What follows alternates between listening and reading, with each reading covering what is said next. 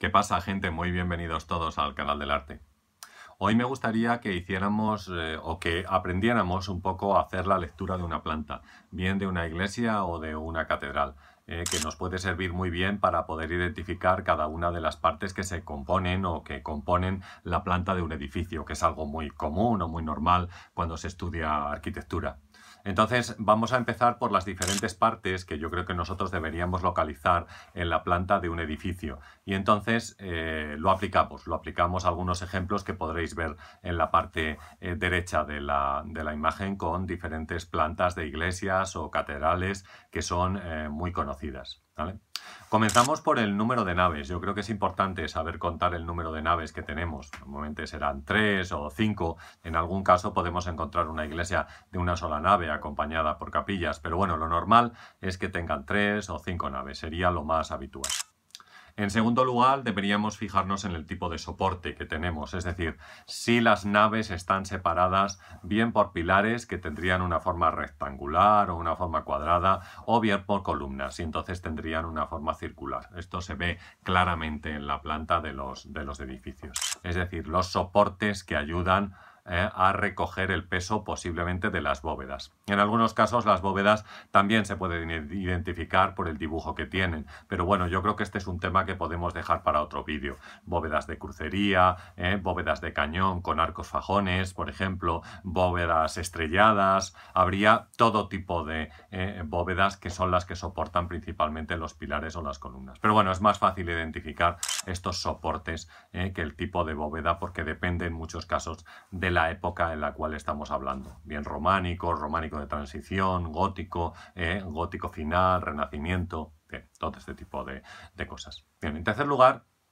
que lo que debíamos identificar en la planta de una iglesia es si tenemos un crucero o no. Es decir, si hay unos brazos de la cruz, ¿no? Como si fuera un hombre, ¿no? Que tiene los brazos extendidos. Entonces, este crucero o transepto puede aparecer marcado en la planta, es decir, que sobresale de la planta, o a veces el crucero no sobresale de la planta y está, digamos, en el mismo rectángulo que el resto de las naves, ¿no? Como ocurre, por ejemplo, en la Catedral de Sevilla o la Catedral de Salamanca, que el crucero no destaca o no sobresale en planta respecto a las naves que forman la iglesia. Entonces, bueno, pues ahí tenemos el transepto, el crucero sería otra parte a identificar.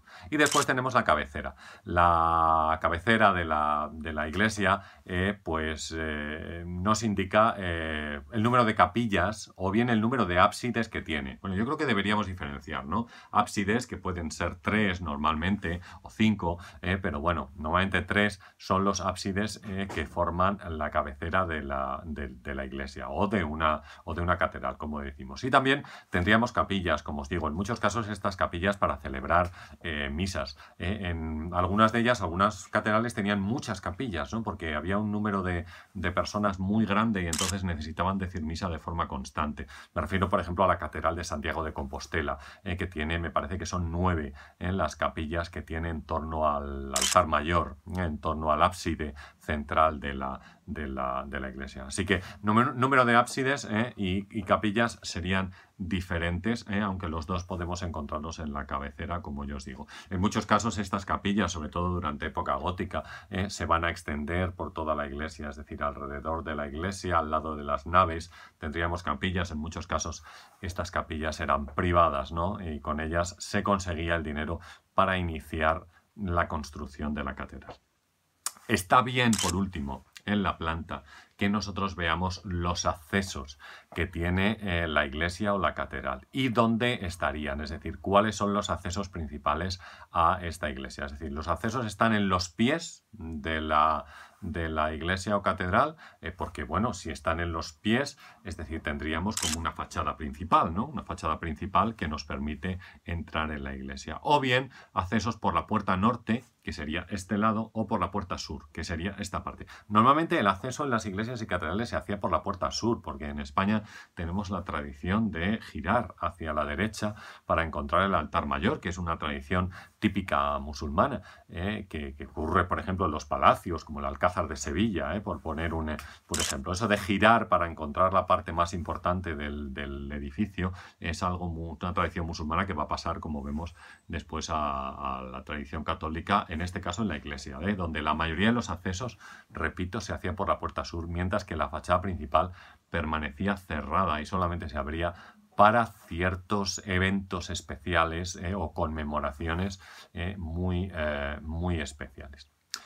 Muy bien, gente, pues yo creo que estos son los 5 aspectos en los cuales deberíamos fijarnos en la planta de un edificio: número de naves, soportes que utiliza, si existe un crucero marcado en planta o no, la cabecera, el número de ábsides que tiene y capillas adyacentes también, y por último los accesos al edificio.